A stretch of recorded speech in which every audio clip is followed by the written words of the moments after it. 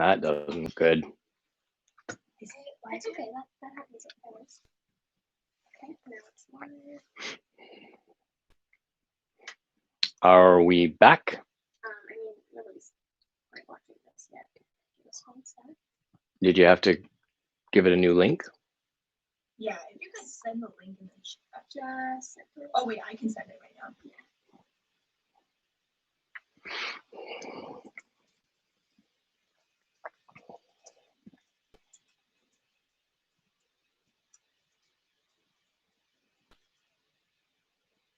It looks a lot better. Okay, guys. If you can rejoin, I think Melissa's talking to you on the Zoom. Had a little trouble with the internet connection, but I think we're back up and live. I don't know how much you heard. We'll start again. We're going to skip over the human thermochemistry formal presentation. We're not going to hold you responsible for it on an exam.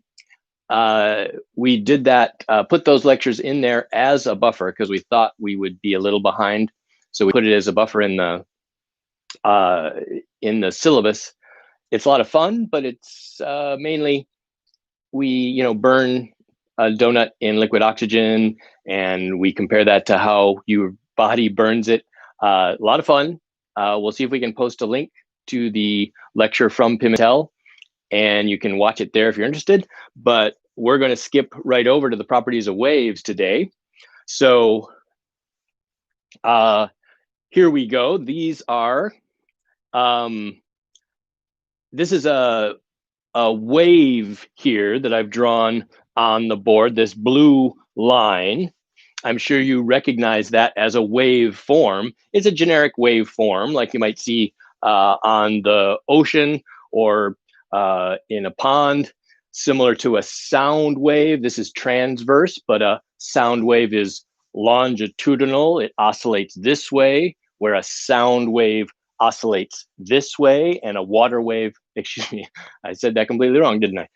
Sound waves oscillate through the air longitudinally like this. A water wave oscillates like this. The difference is I'm oscillating along the path of my travel. If I'm a sound wave, I'm oscillating perpendicular to the path of the travel if I'm a transverse wave. So this is a transverse wave.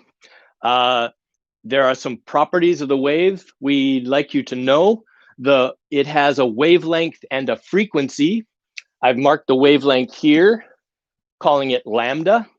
It's the distance from one peak to another peak in the wave, or from a trough to a trough, or from a zero to the next zero over. So when it crosses the axis, the value is 0. So you can imagine this wave as being propagated by, say, an oscillating, I'm going to see if I can annotate some of this. You can imagine it as a little vector rotating around on a unit circle.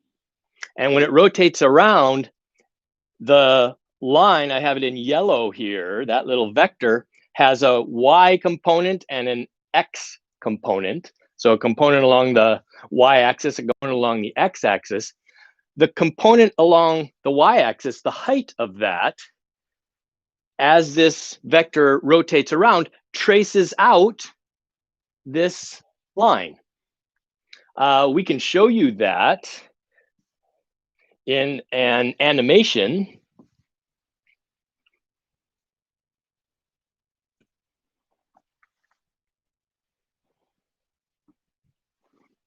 So you can see it happening in real time. Let's do that.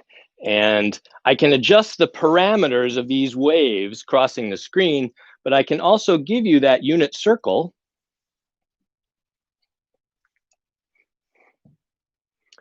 And let's see if I can make it larger so we can see it happening. So you see as that little red line and this little blue line circulate, I'll see if I can make it fatter.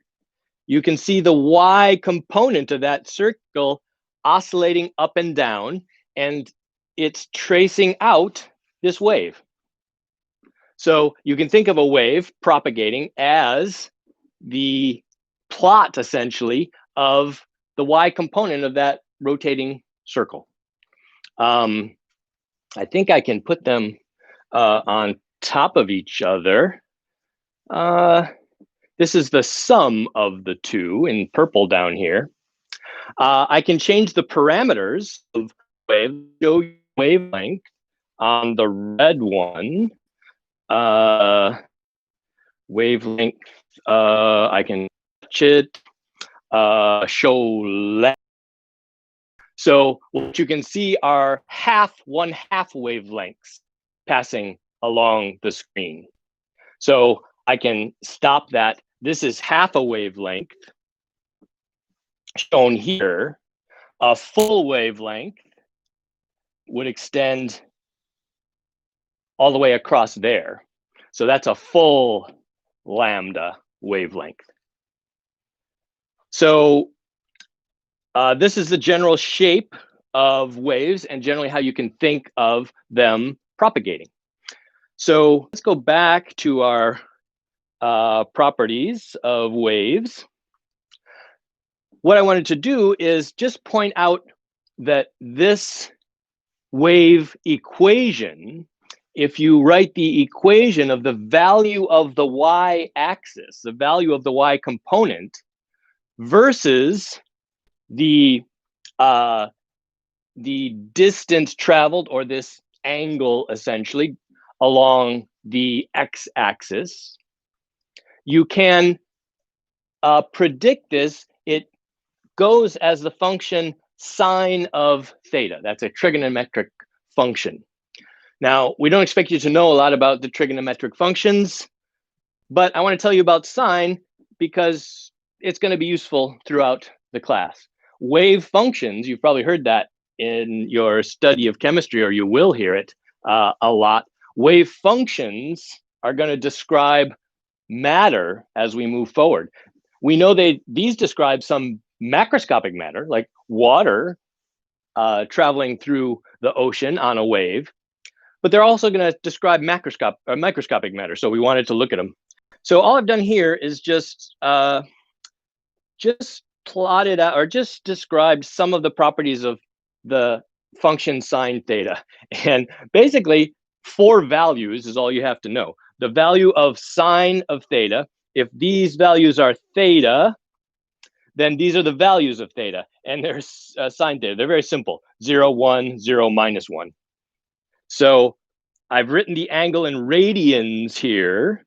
So in radians, 0 is 0. I think you would have expected that. That's 0 radians right here. Radians measure this angle theta. So that angle theta is 0 when the y component is 0. And pi over 2 corresponds to 90 degrees. So this is pi over 2. And this value here is pi, not 180 degrees. This value here, when that vector gets all the way around to here, it's traveled 3 pi over 2, or 270 degrees. And then when I get back to here, 360 degrees, 2 pi, or that's the same value as 0. The function is periodic. It repeats every 2 pi radians, or every 360 degrees. So you can see starts at 0, is a maximum 1 at pi over 2, goes to 0 at pi, and goes to minus 1 at 3 pi over 2, or 270, and out to 2 pi, we're back to 0, and then we start repeating again. So you could have 2 pi plus pi over 2 and keep going down the line.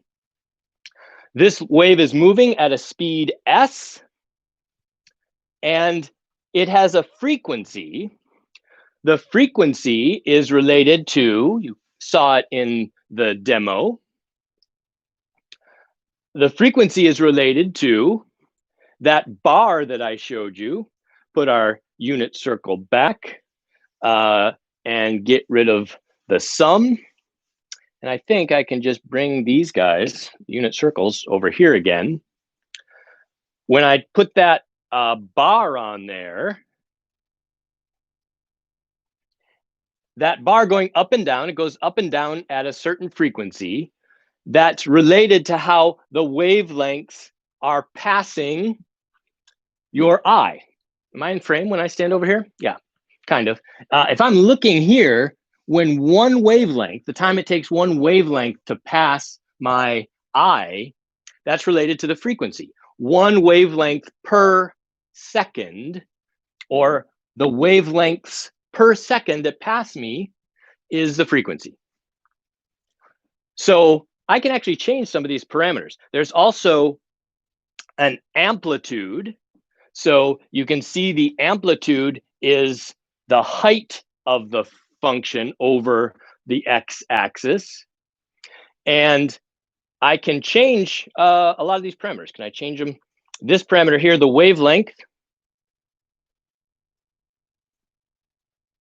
I can change and make longer.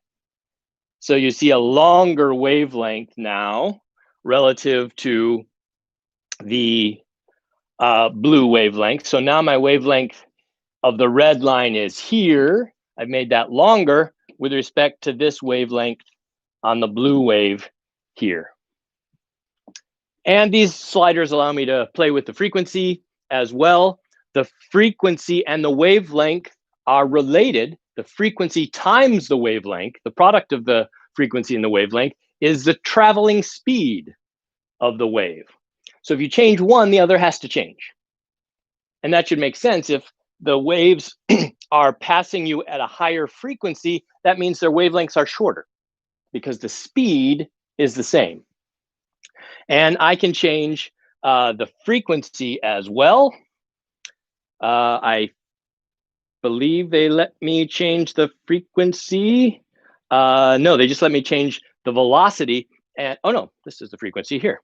The frequency here is half a hertz for the red one. 1/2 a wavelength passes per second, but I can increase that. And notice as I increase that, the wavelength slider changes as well. So if I go to high frequency, I go to short wavelength. So there's a high number of wavelengths passing my eyeball here per second because the wavelength is shorter. So those are various properties of waves that we'd like you to be familiar with. And they're generic. They apply to all waves. So water waves, sound waves. In fact, I can show you a sound wave. They're just longitudinal waves. And I believe if I choose longitudinal, you can see the frequency here is oscillating along the line of the traveling wave. We're not going to talk about longitudinal waves very much, but that's just the difference between the transverse and the longitudinal wave. This is just like as much fun as you can have, I think, online. You can play with this for hours. We'll put the link, of course, online. I think the best place to put it, Melissa, why don't we pull the links out of the PowerPoints and just put them on the bottom of the page so lecture 5 will have all the links we use on the bottom under the JPEG images of the slides. So this is fun. This is fun. So let me talk a minute then about the function sine theta. So what I've written there is the function, and I've written the amplitude. So it's A, the amplitude, times the function sine. And the function sine, you take the sine of 2 pi over lambda times x. And the values of x are here on the x-axis. And I want to just convince you that that's the case. We're not going to derive this or anything. But if you put, say, the value of pi over 2 in for x, pi over 2 in for x gives gives you a function now of pi. The factors of 2 cancel out, and what you're left with is pi times x. I'm going to put the wavelength lambda in there as well. The wavelength lambda is, in this case, 2 pi. So that becomes this part of the function just becomes 1. So that is the sine of this function just becomes 1. So you can plug in the values of x and the values of lambda. I think that was like the most confusing thing I've ever said. Let's try again. So the wavelength lambda here is, in this case, you can see the wavelength is 2 pi. So this particular wave, lambda is 2 pi. So let me just write it in there. Let's make this a little more obvious. 2 pi is the wavelength. Now you can see the factors of 2 pi cancel. And if I want to know the value at pi over 2, I'll put pi over 2 in here for x. If I put pi over 2 in there for x and my wavelength is 2 pi, then I can go to my table, pi over 2, the value of sine of pi over 2 is 1. So it's 1 times the amplitude. So that's what how that function works. So we're not going to drive that. I'm just convincing you that that's the case. And here we've written down the speed is the product of the wavelength and the frequency. So let's look at adding waves together. So we can add them waves together. Let's say we have this wave here, and we write the function for that wave, and I'm going to condense the quantity in the of the sine function there. So let's say this is wave 1. If I have another wave, here's wave 2 in red, I can add those together in this dimension, in the y dimension. So the sum of those two waves, the blue one and the red one, is this yellow one. And you can see what happens is I've added at this point, I had a high positive amplitude of 1 on the blue wave, a low positive amplitude of -1 on this wave. Those add to 0. So the sum is 0. And in fact, the sum is 0 at every point for the sum of those two waves. Now, you can add waves of different forms. So here I've added a different red wave. These waves, you can see, add to give you along this line twice the amplitude. So this is a bigger function, and while the first sum is smaller. This is called constructive and destructive interference. So constructive interference means you construct waves of higher amplitude. Destructive interference is the wave is destroyed. It goes away by adding those two. So we can look at that back at our demo. Oh, this is a different one. So this is just for fun. Might as well look at a couple different ones.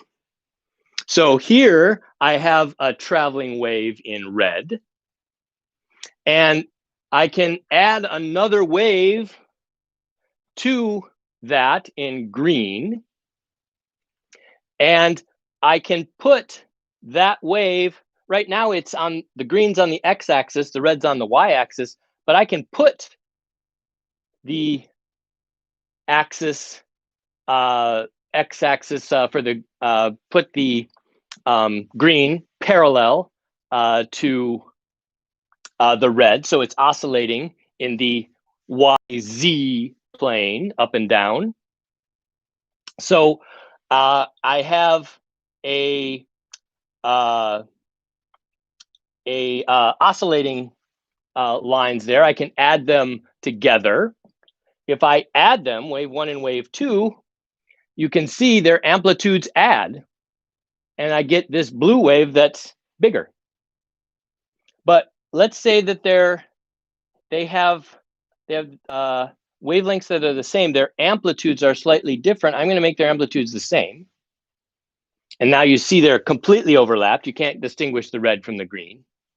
And now I'm going to shift the green away from the red until the sum is 0. You can see the green and the red add at every point to 0. And if I change the green again to do what we call bringing them in phase, I get constructive interference. So again, I know you're going, oh my God, I'd have to play with that. So we'll put those on the website for you guys to fool around with as you're learning about constructive and destructive interference. I can also create standing waves. The waves we've looked at so far are traveling waves. To get a standing wave, I can add waves that are going in opposite directions.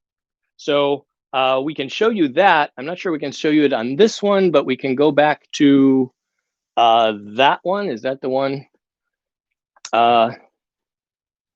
Where's the tab that has our, there it is.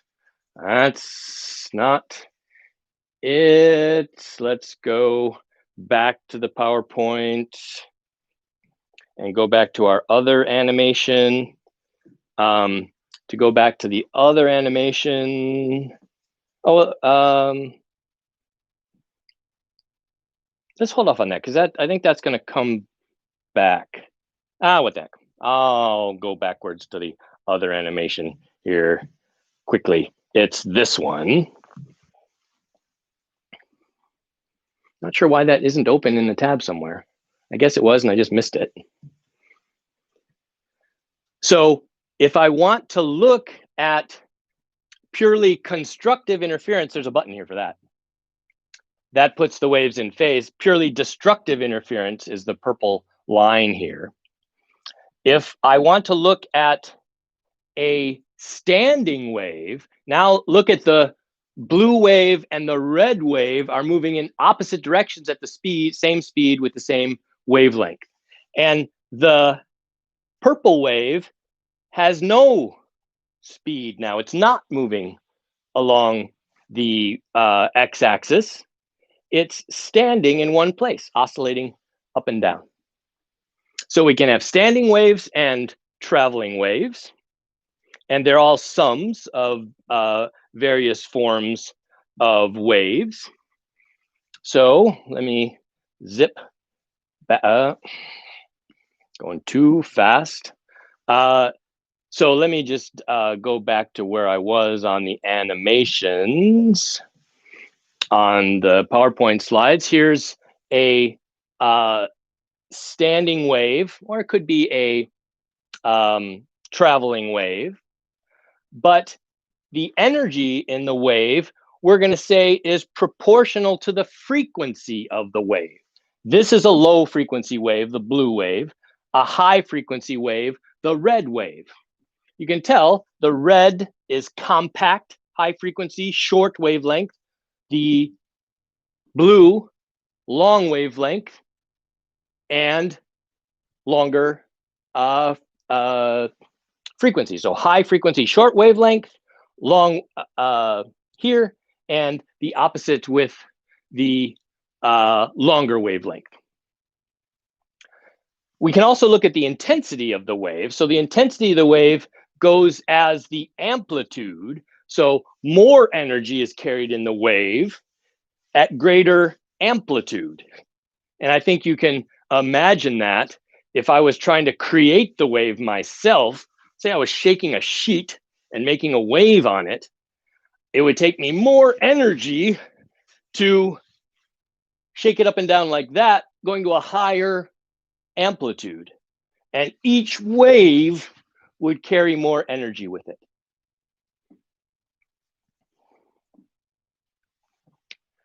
So we can also add different frequencies and amplitudes together. So we've kind of been doing it with similar frequencies, wavelengths, and amplitudes. We can do it with an unlimited number of frequencies and amplitudes. So let's take this green wave, y of x1, this blue wave, add in that yellow wave, add in that red wave. We could keep going and add many different waveforms together. And if you add many different waveforms together, it turns out, here's the mathematics of how to waveforms together. This symbol just means take the sum of a bunch of different wavelengths indexed by I. So I could be 1, 2, 3, 4, 5, 6, 7, up to n. All the values of I, add them all together. It gives you a new function. And you can create any shape you want. It's an interesting theorem of mathematics. It's a theorem of mathematics that adding the more sine waves you add together in the correct combinations, you can construct any function, oscillating function you'd like, or standing wave function that you'd like. You just got to keep adding more and more and more and more until you get the shape you want. And there's a little demonstration of that. That's called the Fourier transform. We don't have to know that or anything about the math, really. It's a phenomena that we're going to look at. And here's adding a couple waves together, just say 2 waves together to get that pattern. If we, there they are, the 2 waves you would add together to get that pattern. This is a square wave. That looks much harder to get from adding waves together. But if you take enough waves and add them together, so here are all the waves we've added together, they add up to this square wave. And you can see they have constructive and destructive interferences exactly at the right places to give you that square waveform. So that's another property of waves. They add, and you can add them in essentially in a series. You could take the limit of the series, take a lot of waveforms, and you can get a very good approximation of any other waveform, traveling or standing. So those are just some properties of waves. Again, the mathematics, you need to understand the simple picture mathematics. Adding waves, I add an amplitude, and this amplitude, it goes to 0, or I add the amplitudes and they get bigger. You can remember the function sine 2 pi over lambda times x, and the values of sine at various points along the x-axis. That's all the mathematics you need to remember, and it's just picture math. So let's look at electromagnetic waves.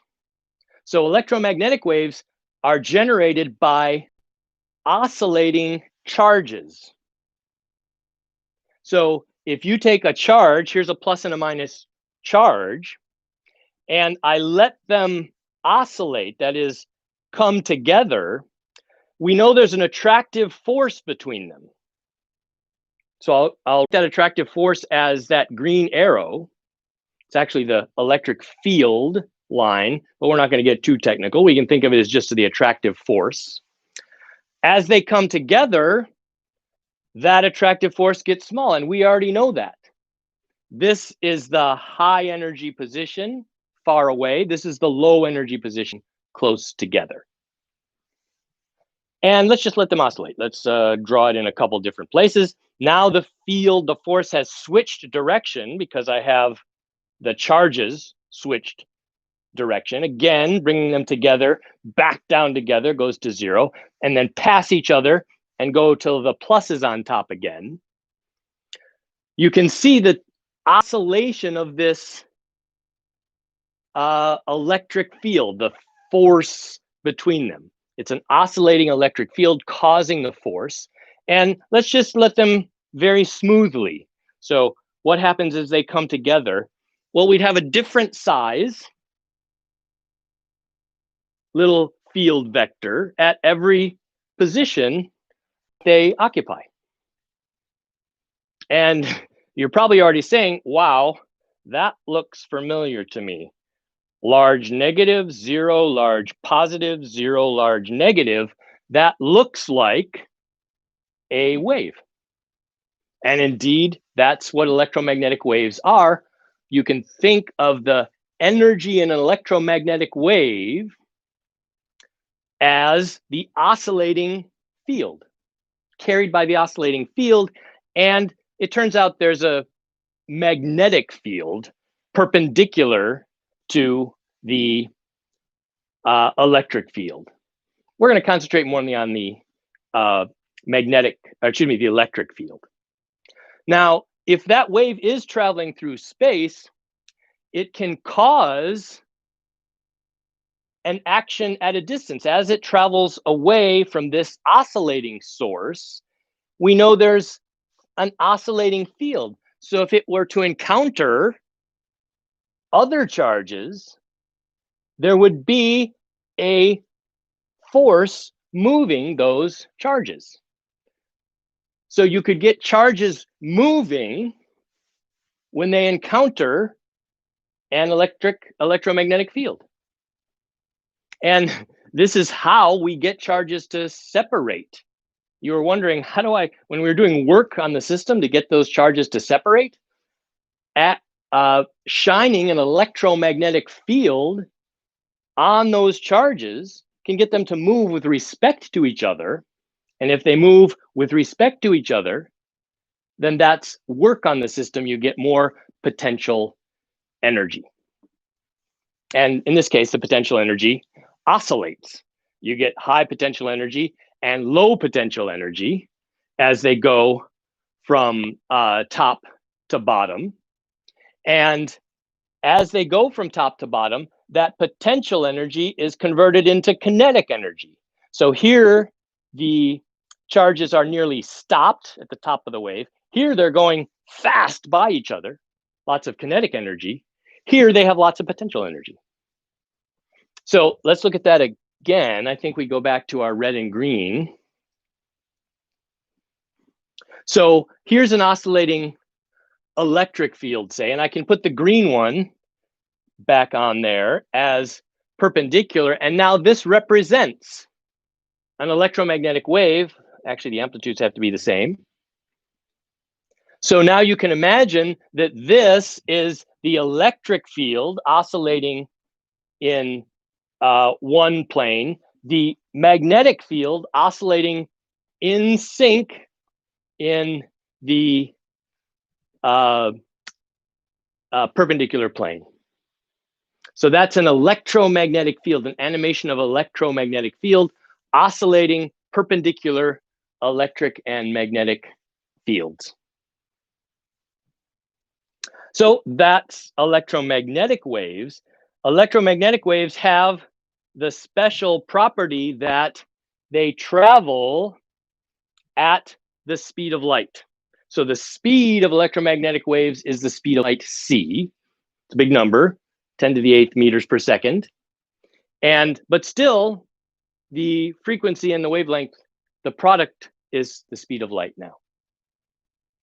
So when you get to waves that are traveling through space at the speed of light, caused by oscillating electric fields or producing oscillating electric fields, that's an electromagnetic wave.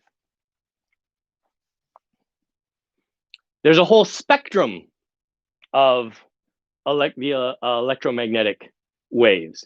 They go from very short wavelengths to very long wavelengths. And the different bands, the different wavelength regions have names that you've probably heard. You've probably heard ultraviolet, that's UV. That's a set of wavelengths from around 10 to the minus 8, 10 to the minus 6 to around 10 to the minus 7-ish in wavelength. The infrared, IR radiation, that's an electromagnetic wave. We generally associate that one with heat, and we can talk about that a little bit more later. As the wavelengths get longer, we call them microwaves. And now look at what's happening. The electromagnetic wavelength is getting macroscopic on the order of tens of meters. I've plotted this in meters.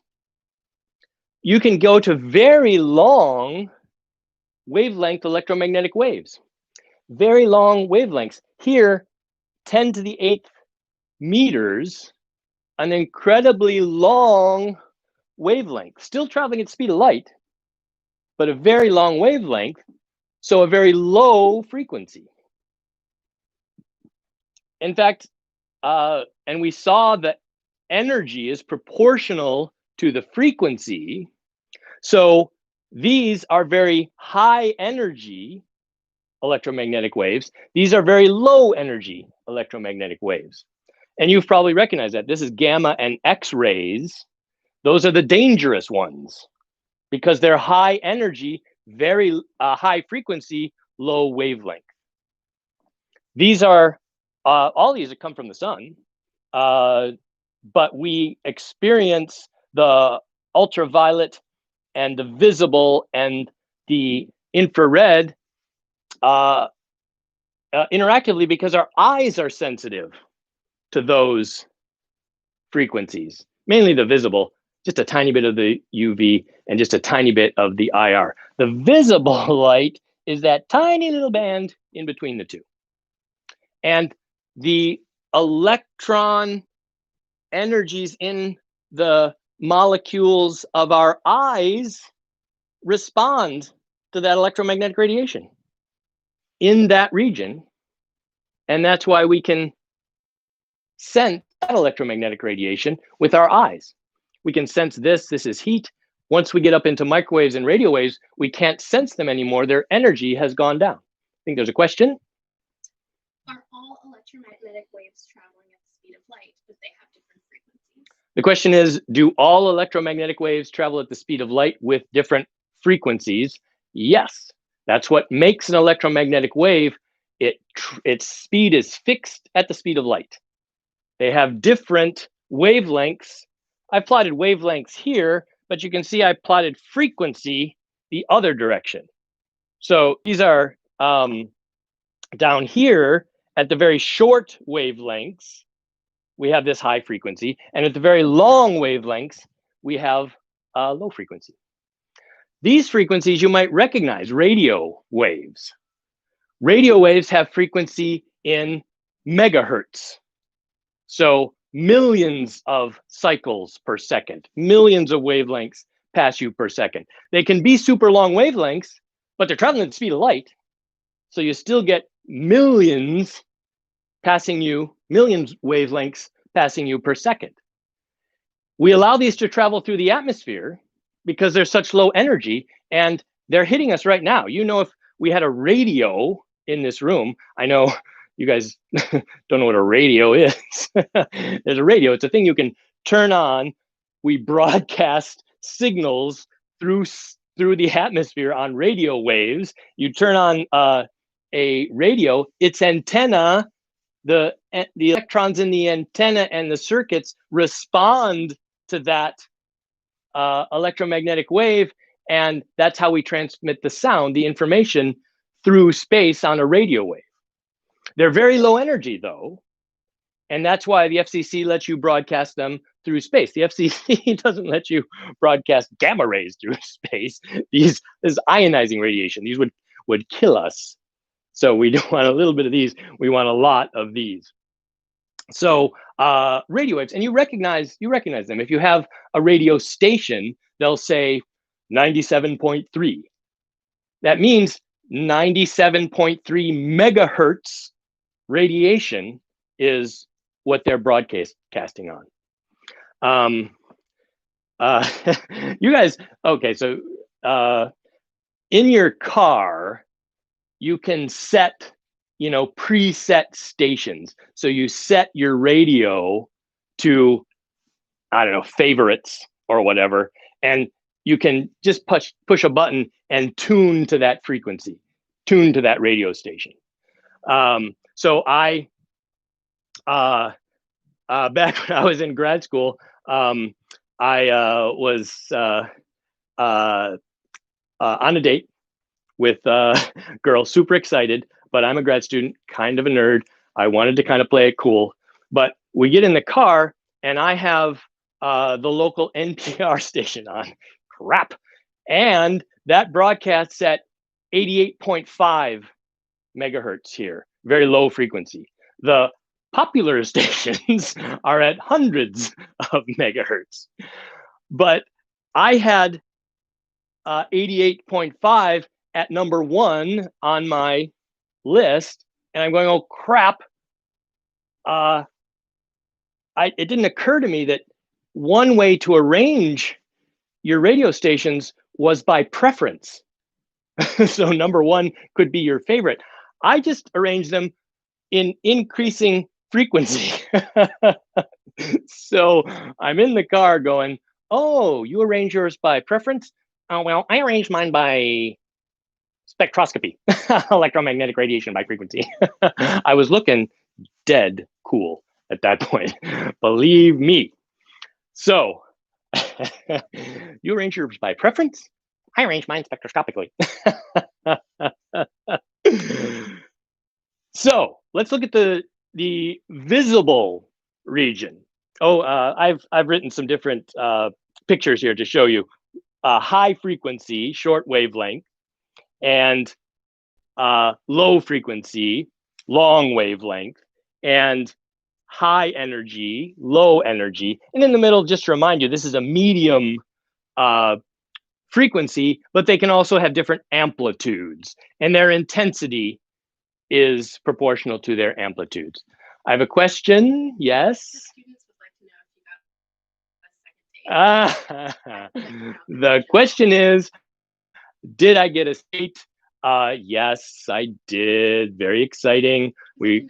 Another question in the room.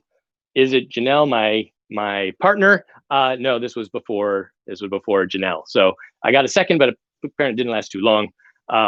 I don't remember exactly. Actually, she was Australian. I think she went back to Australia, not to get away from me, as I recall. I think her green card, she had to go back and renew that.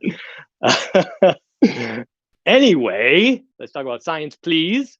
The visible spectrum is just this tiny region from 400 to 700 nanometers, and that's what our eyes are sensitive to. And the different colors correspond to different wavelengths. So down here at 400 nanometers, the color, our eyes sense that as blue-ish, and longer, 700 nanometer wavelengths, our eyes sense as red, the color red. So let's talk about perfect radiators. Now, what do I mean by something that radiates? Things radiate electromagnetic radiation. And you've seen the visible radiation coming from things, because radiation in the visible range we can see. So we have radiation detectors here. So if you take an object, this is a piece of metal like that molybdenum we had earlier, and you heat it up,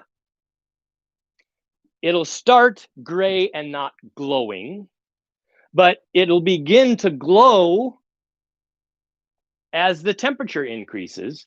And this is now emitting electromagnetic radiation in around the 700 nanometer frequency range, wavelength. I'll say wavelength and frequency independently because they're locked together. If you know one, you know the other. So this is emitting now red wavelengths that our eyes are sensitive to. If you continue to heat that up, let's say you drop it into the flame, it'll get hotter and start emitting orange, and you can get it very hot and it'll emit white light. Now, what does that mean? These are different bands of radiation that are emitted. White light is a combination of all the colors. So if you get something white hot, you might have heard that expression, red hot or white hot.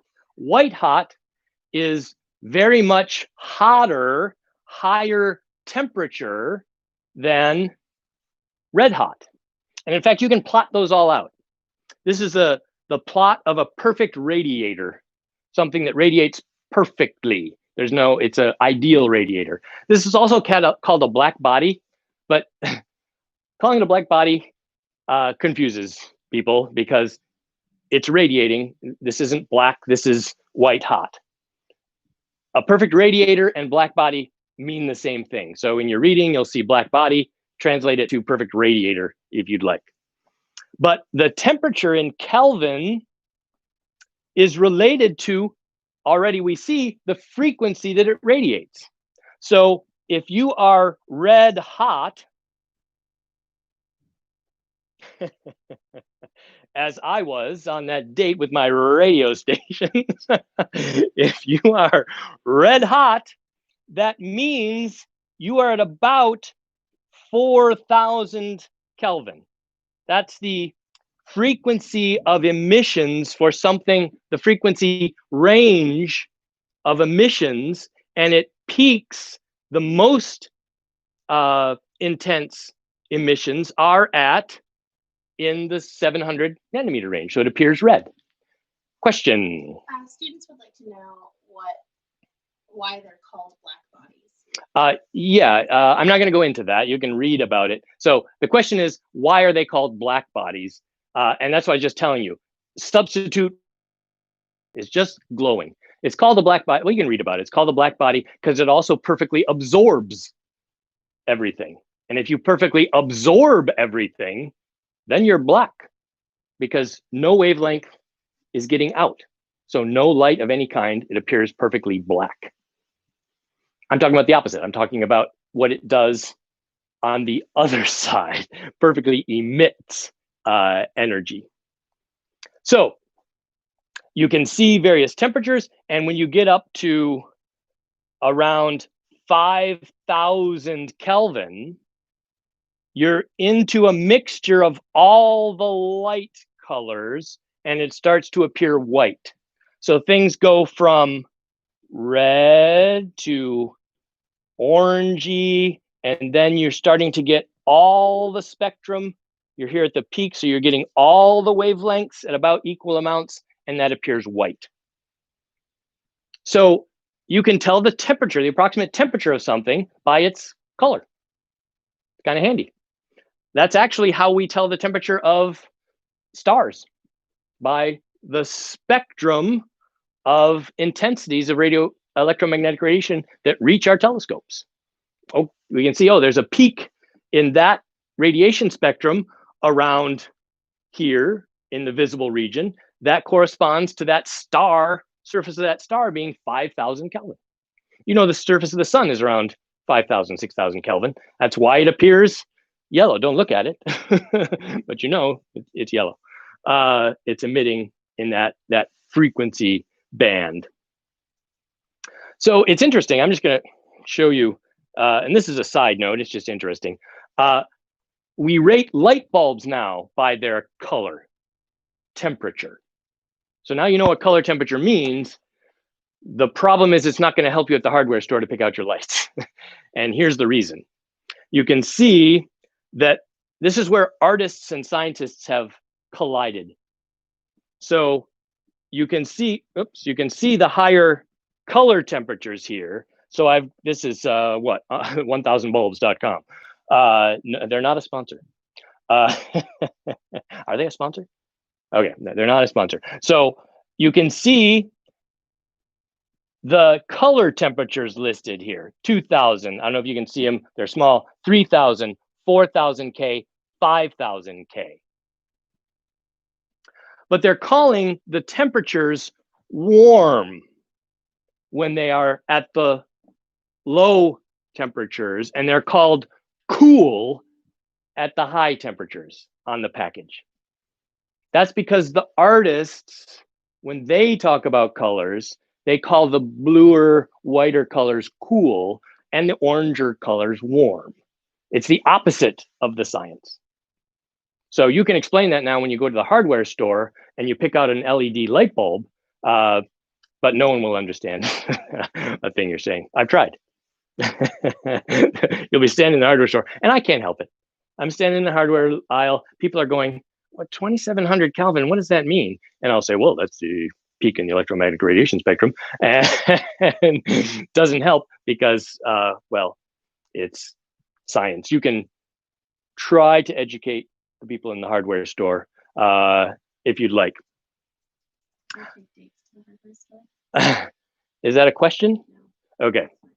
So the light can be absorbed or emitted. We've seen it being emitted now by hot objects, and it was emitted in a continuous spectrum.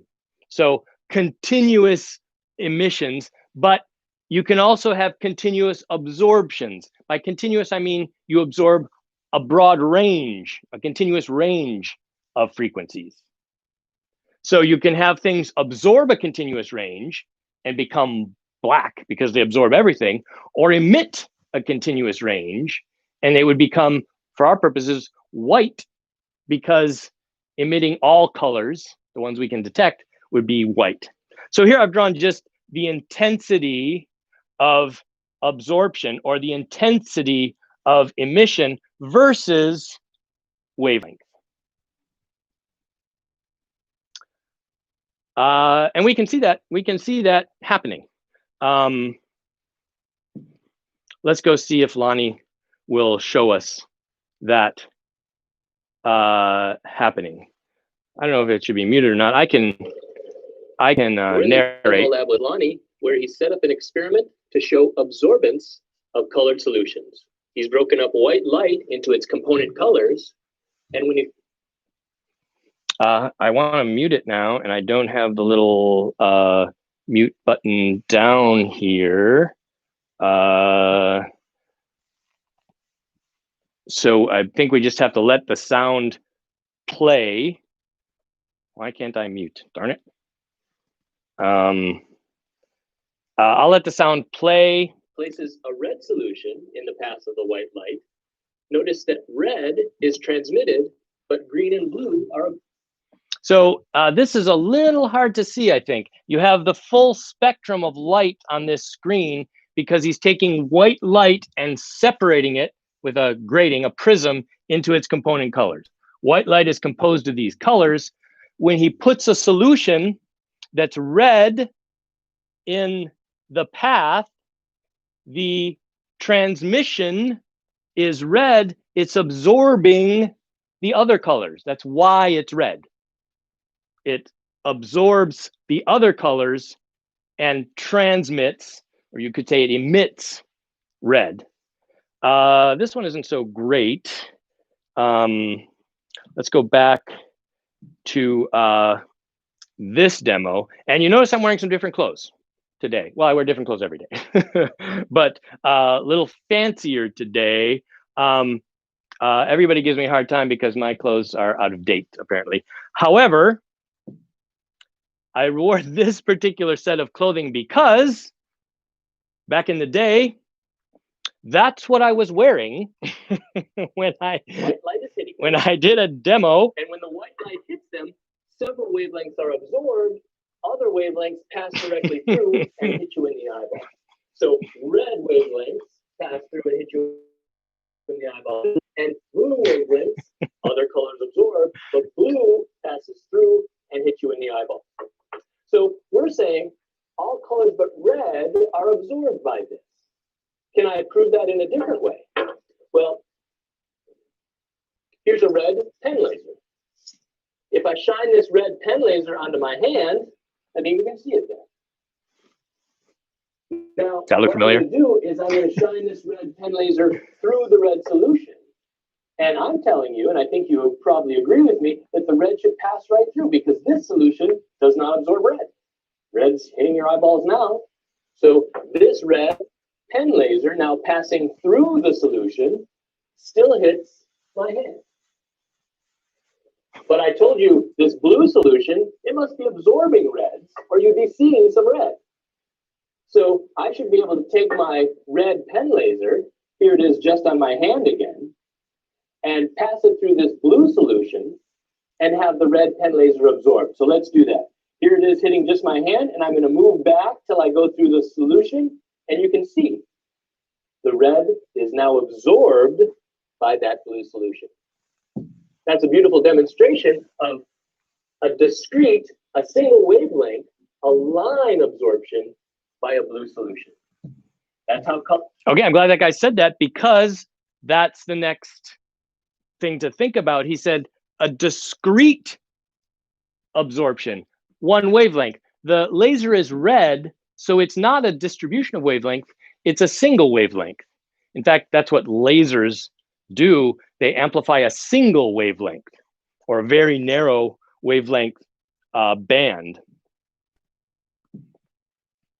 So you could also have line spectra, specific frequencies absorbed or emitted. And if specific frequencies are absorbed, they disappear from view. You won't see them because they're absorbed. And we saw in that example that specific red and specific blues being absorbed and emitted. So reds pass it, well, let's do an emission because it was closer to an emission than an absorption.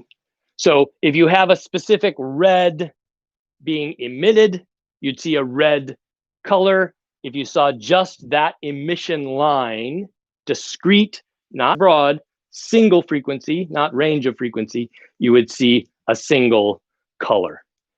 And I think Lonnie does that for us. And I think that's easier to see. I'm not going to unmute it this time. And I'll narrate. We're in the demo lab with Lonnie, and asked him to set up a spectroscopy experiment. He's chosen to use mercury excited by an electric current. That means high energy electrons are dropping down to lower energy states and emitting light. Light's coming out of mercury atoms.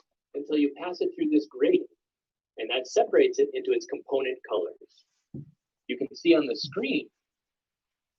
I'm going to pause it there because all we need to see is the screen. But by pausing it, I get a dark overlay, which makes it harder to see. I'll let it play. Oh, there, that's good.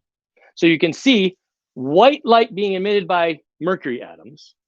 It comes out and we're passing it through that separator and looking at what happens after the separator. And that's not a continuous frequencies. That's specific wavelengths coming through.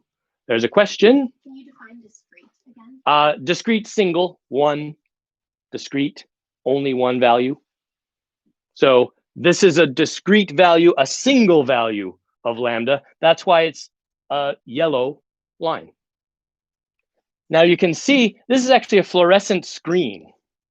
So the colors aren't perfectly represented, but you can see the various emissions of the mercury vapor lamp.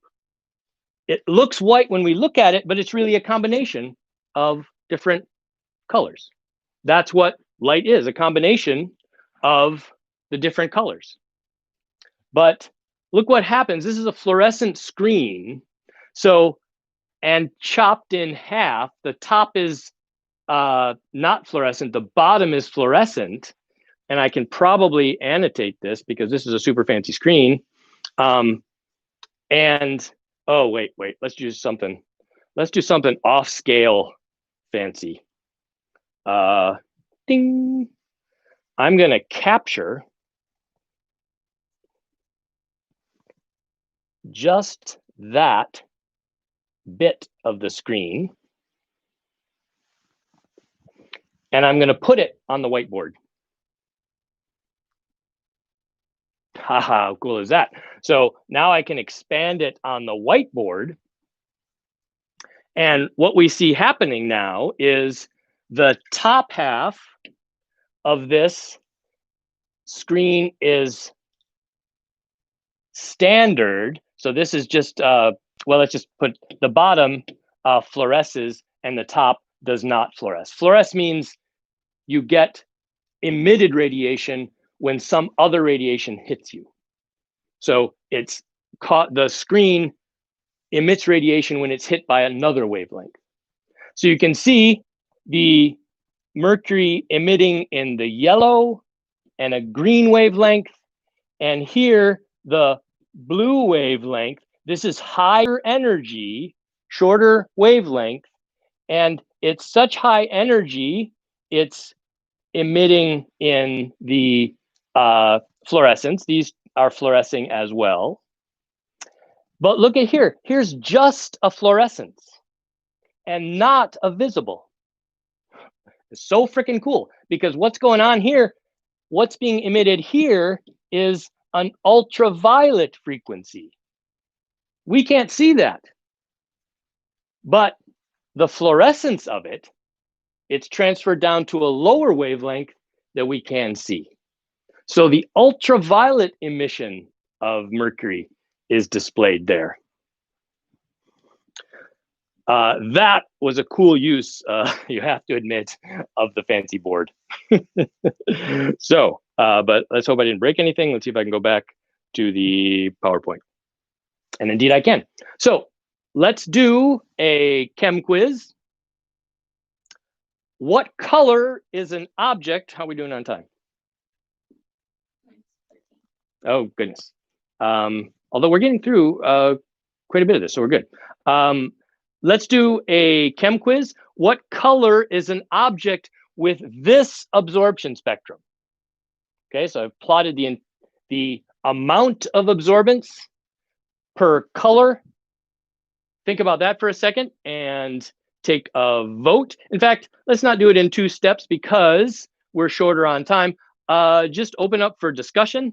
And can you drop me into a discussion room, Michelle and Melissa? Oh my God, I'm so sorry. I call Melissa, who's just the nicest person in the world, Michelle, because there was a mix up when I was learning her name earlier. Her name is Melissa. She's wonderful. Don't call her Michelle.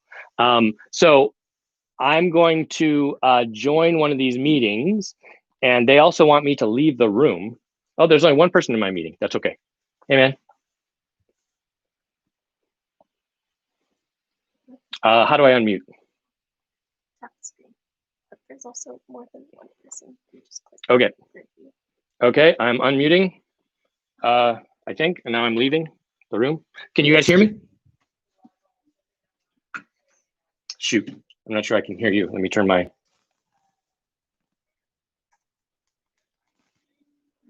Okay. Now, can you hear me?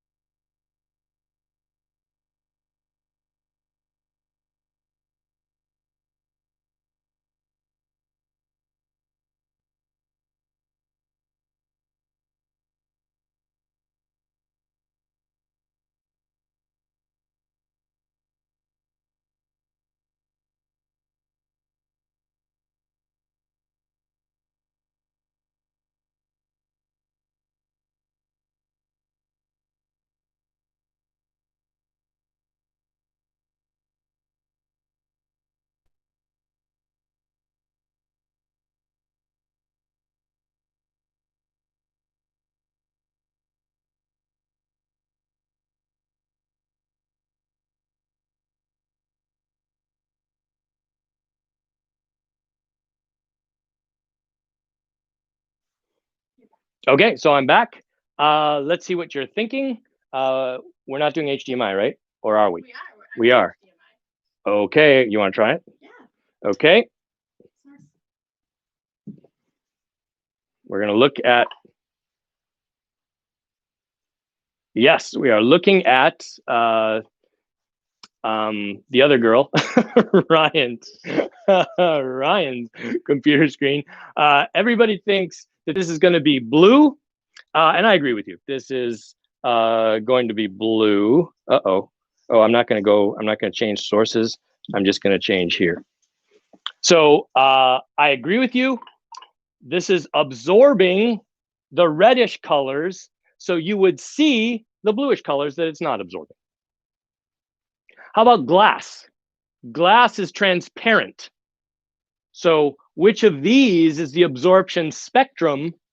The absorption spectrum of glass. Think about that for a second. Talk amongst yourselves. Yes, we have time for me to jump into another breakout room. If you could assign me, Melissa, that would be great. Bye. Bye. I have to probably leave it on my own. No, I already. Okay. Oh, shoot. Oh, man.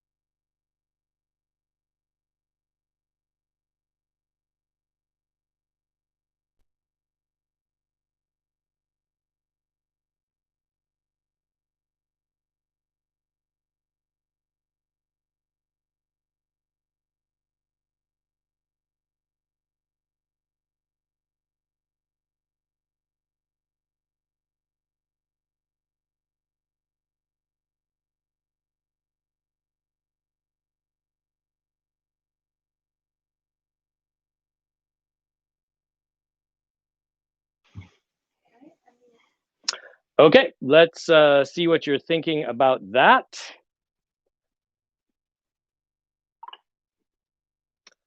In this case, everybody's thinking absorption spectrum 1, and I agree with you.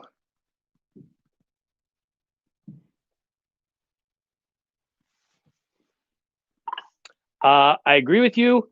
You have the visible region here.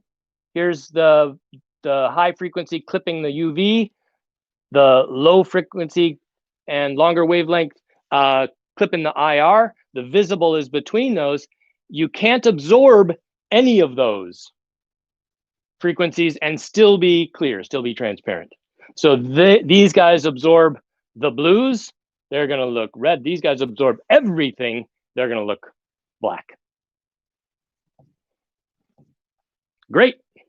Okay. Probably I won't start diffraction interference here because we have 10 minutes almost. Let's just do the demo. Maybe is the demo. Well, I'll just start telling you about diffraction and interference. So how do we know light is a wave? I've told you that. I know you trust me implicitly. However, we can demonstrate that that's the fact. If you shine light through a hole, so you got a wall, shine light through it, that light would travel through, it would diffuse. Goodness gracious, my sleeves are going everywhere. It would diffuse, and on a screen here, it would appear more diffuse, bigger than the hole that it went through. You know that for light. You could do that with a flashlight. The peak here is the intensity at that point is proportional to a probability of the light hitting there. If I went through a different hole, I get the same idea down here. What if I go through both holes at once? So now I open it up, let both holes go at once. You might expect to get a brightish blob here that's going through this hole and a brightish blob there going through that hole. And if you have a single wavelength coming through here though, and you're very careful about the size and spacing of those holes, what you'll see is instead of A and B distribution of intensities, you see this other distribution, which is quite different. It's a maximum in the middle between the two holes. And then there's dim spots and bright spots and dim spots and bright spots and dim spots and bright spots. Lonnie does that for us with a red laser and 2 slits for the red laser to pass through.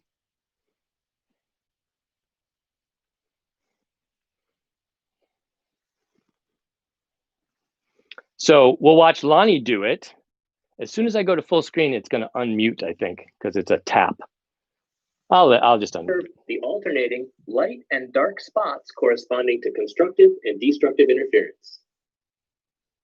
Oh, that was fast. Oops. Let's go back. So Lonnie's got a laser. In the demo lab, preparing to demonstrate laser-induced fluorescence. Yeah, we've gone to the next. Oh, darn it! Technology is killing me. I should just. Lonnie will start with an. Stop it. This is actually similar topic. Can I get my browser back and just go back on the browser? Yes. Is this one? We're in the demo lab with Lonnie, where he set up a laser 2-slit. Okay, Lonnie has a setup here where he's got a red laser going through 2 tiny slits, and they're very small, but the laser can pass through both slits at once. The beam is broad enough. Then he focuses it on this screen right down here. So let's see what happens when he turns that laser on. Interference pattern. You set up a laser, a set of two closely spaced slits, and a screen where we can observe the alternating light and dark spots corresponding to constructive and destructive interference. So what we have there is if I give it a second, I think that overlay will go away. Yeah, so I can do that same thing again. I can grab that picture so we can see it a little better.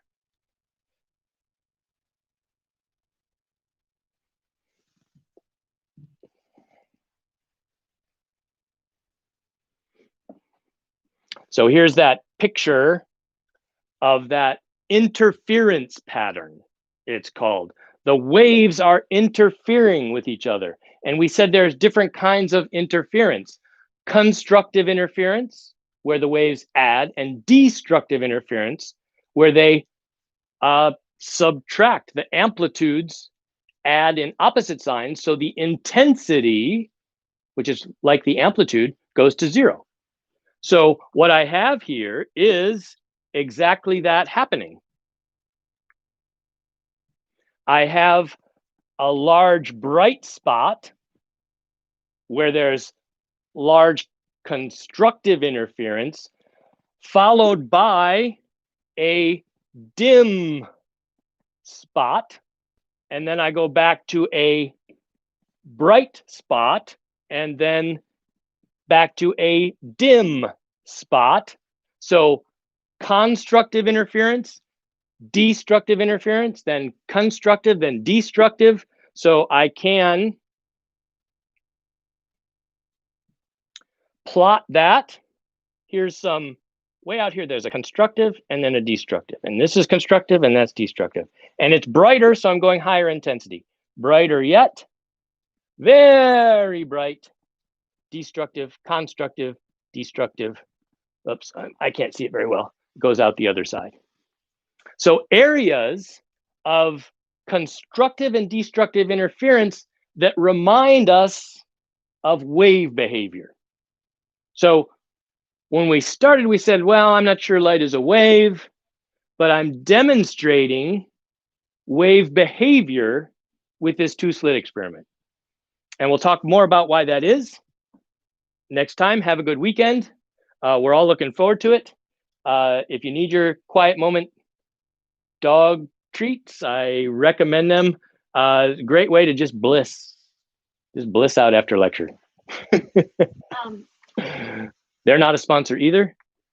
And I don't recommend eating these. Dogs love them. Not endorsing eating quiet moment dog treats. Questions? I think I have office hours anyway, don't I? You also have office hours now. I have office hours anyway, so I can stay and answer questions if you'd like. So I can stay on the whiteboard even, if that helps. Should we move on to Zoom? I think we just stayed on the live stream last time. So any questions coming in? Can we see Avery before the weekend? I don't know where Avery is. I might be able to call her. The door is slightly ajar. Avery, see if she'll come in. But other science questions while we're waiting for Avery. Avery. The slide that had the slide regarding diffraction and interference. There was text that said I is proportional to probability. Intensity is proportional to probability. Yes. I think it was before that. And then the student asked, is it talking about probability of the photon striking? The question is that the probability of a photon striking there? We don't know what photons are yet in this class, but short answer, yes, it is.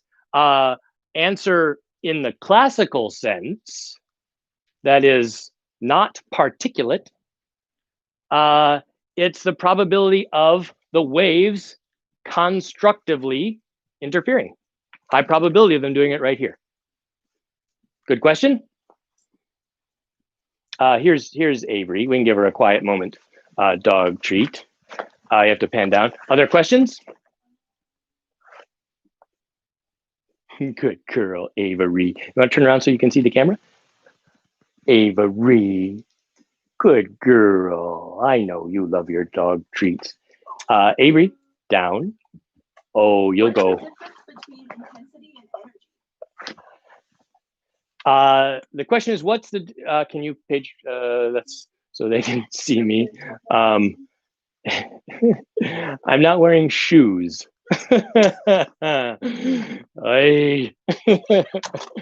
Janelle said, wear shoes. And I didn't. I don't expect people to see my feet.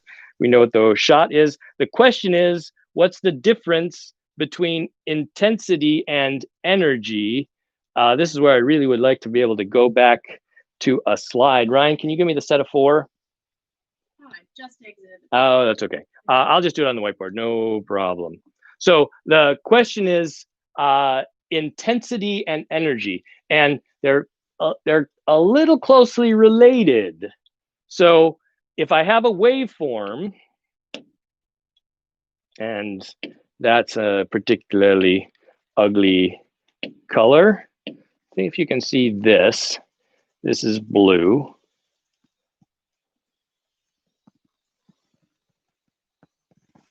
Does that show up on the webcast?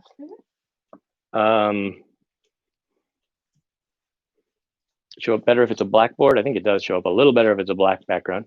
So here is a wave. I'll put a axis there. Let's say it's traveling in this direction. So the energy essentially per unit time is proportional to the frequency. So energy is, let's just draw a slightly higher energy wave here. That's lower frequency, higher energy. So now what's intensity? So intensity, you kind of intuitively know when you talk about a light, it's brighter. So intensity brighter, but energy is coming in as the waveforms pass. So a waveform passes you and it imparts some energy. A waveform passes you, it imparts some energy. But it can do it at a higher intensity, more energy per second on a higher amplitude wave. So intense waves give you more energy per second. They transfer more power. So more power is transferred to this area if the intensity is high. And so it's more power per area. The energy is the number of joules. The power is the number of joules per second. So the energy is the number of joules that the wave packet carries, the wave's carrying. The intensity is proportional to the power, and power is just how much energy comes in per second. This unit is called a watt, joules per second. So intensity is measured in watts, and you know that. You go to the hardware store, and a brighter light has a higher wattage. More power is consumed, more energy per second. So if you have a higher wattage, you're using more energy per second, and that energy per second is, you have to pay for it. So you want a lower wattage, so you use less energy per second. Is that helpful? I can't hear you, so. What's the difference between the frequency and velocity of a wave? The question is, what's the difference between frequency and velocity? so a lot of times just to start off, for frequency,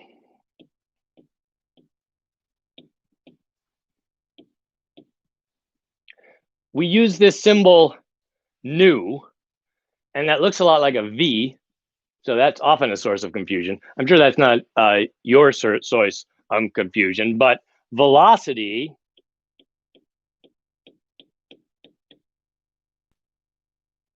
we use the symbol V frequently, but I was using S, the speed, to make those symbols look different. So what's the difference between the frequency and the velocity? The frequency is a property of the wave. So the frequency in this case is related to this distance lambda. So the frequency of this is the speed divided by the wavelength. So you should think of the frequency as if you're standing here. Let's say you can't see me in the camera if I stand over there. Let's say the wave's coming this way. So traveling wave in this direction coming at me. I'm standing here. When a wave length passes me, the amount of time it takes to do that is the frequency. It's obviously related to the speed, and we know it's related to the speed. Higher speed, higher frequency. And you can see if the wavelength is shorter, I have a higher frequency, because the frequency is related to the time it takes for one wavelength to pass me when I'm standing here. So it's the frequency of waves passing you. How frequently do they pass? Well, let's say you're at, we had the example of 88.5 megahertz is a frequency of a radio station. This unit hertz is a per second. That is getting all kinds of messy.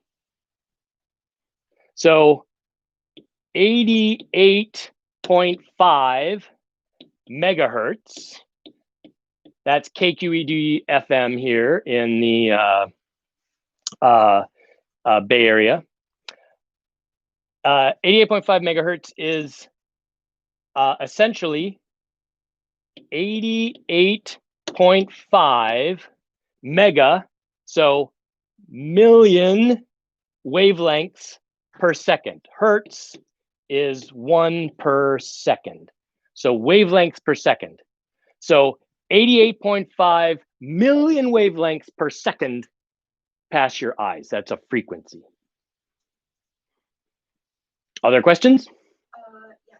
How does frequency affect energy or intensity? The question is, how does frequency affect energy and intensity? So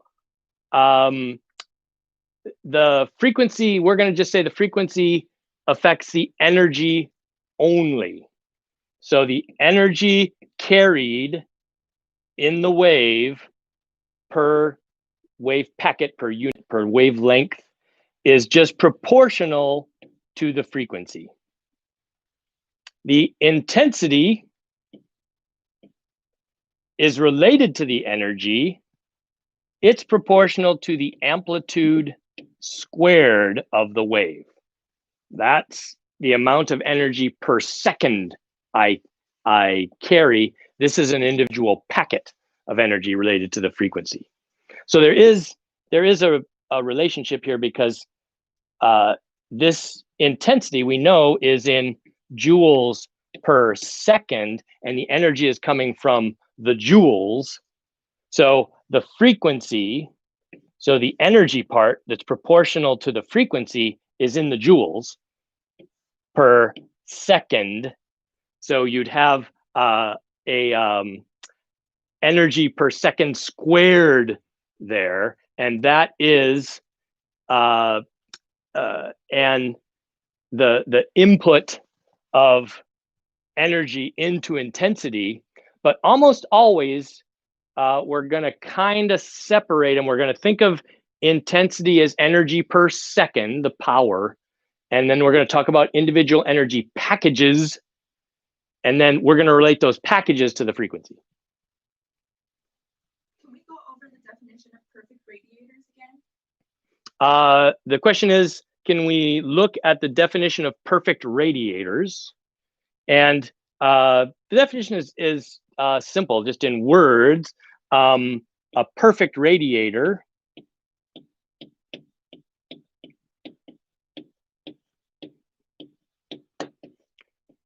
oh goodness.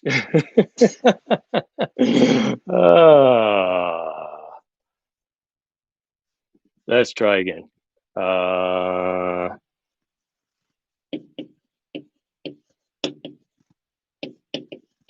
So a perfect radiator, and we're saying that's the same thing as a black body. You're going to see black body in the reading. I call it a perfect radiator because that's the sense we use it in. This means it has the ability to radiate at all frequencies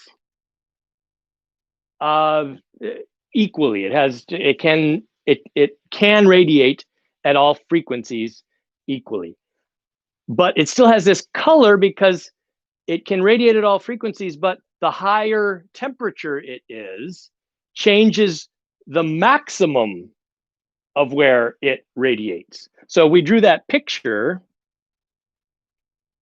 And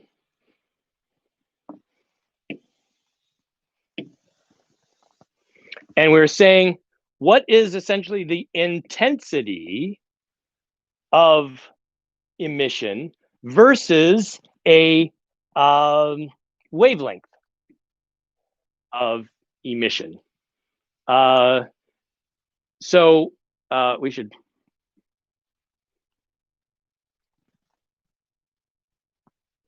What we're going to do is we're gonna plot this. I put wavelength down there. I'm going to plot. Yeah, what the heck? Oops. Back to pen. I'll put short wavelengths, high frequencies down here. So short wavelengths, high frequencies here.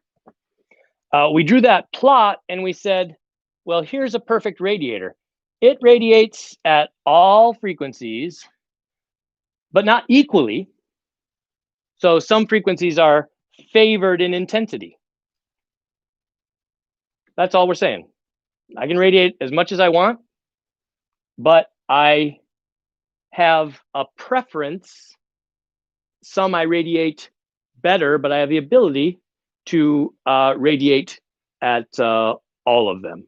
And we just saw that when something was red hot, the peak occurred at a wavelength of around 700 nanometers. And this appeared red because the peak of its radiation profile was in the red. And this line corresponds to an object at around 5,000 Kelvin degrees, or 5,000 Celsius. I mean, once you're up to 5,000, that additional 273, one way or the other, no big deal. So 5,000 Kelvin, 5,000 Celsius. That's why the surface of the sun is around 5,000-6,000 degrees. So it appears in the reddish orange. Interestingly, though, let's do a side note. Things at very, very low temperature, this absorption spectra, as the temperature goes down, the maximum moves to longer and longer wavelengths. So when you get out to very low temperatures, let's say 2 Kelvin, this peak is all the way out there at long wavelengths in the microwave. So we're now talking wavelengths of macroscopic size, meters-ish. You may have heard people say the temperature of space is about 323 Kelvin, super cold. The way we know that is we can measure the background radiation of space, and it has a peak in the microwave region. It's called the microwave background radiation. It'd be fun to talk about that. Maybe we're in person. We'll talk about that because it's a little divergence. Hopefully we all meet in person.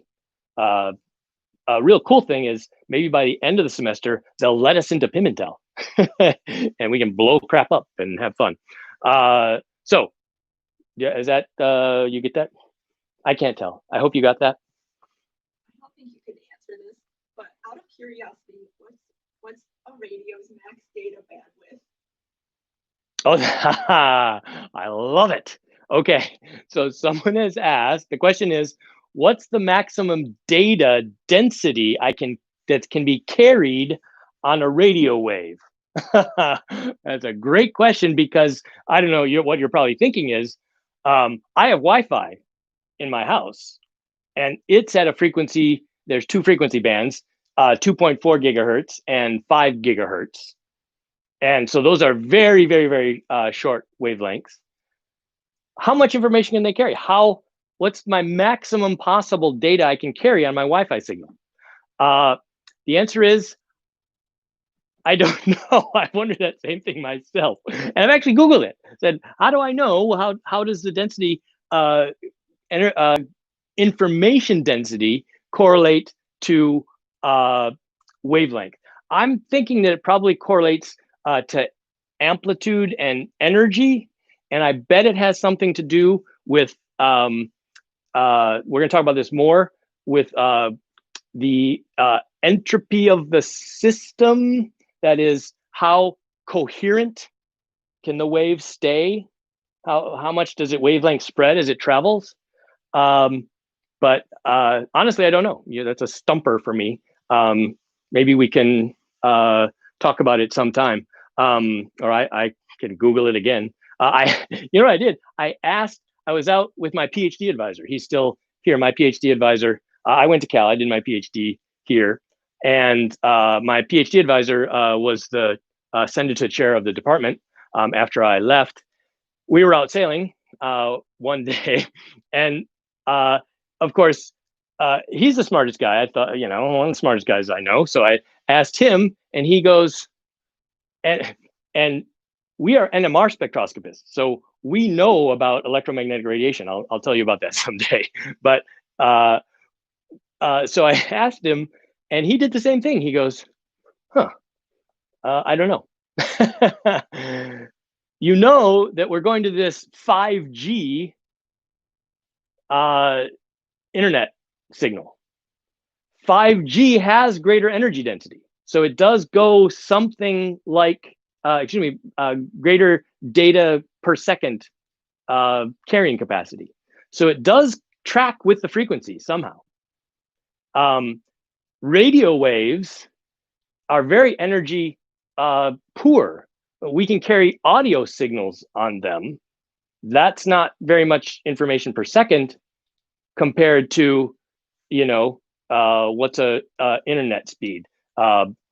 Megabits, hundreds of megabits per second, gigabits per second. You're at gigahertz frequencies.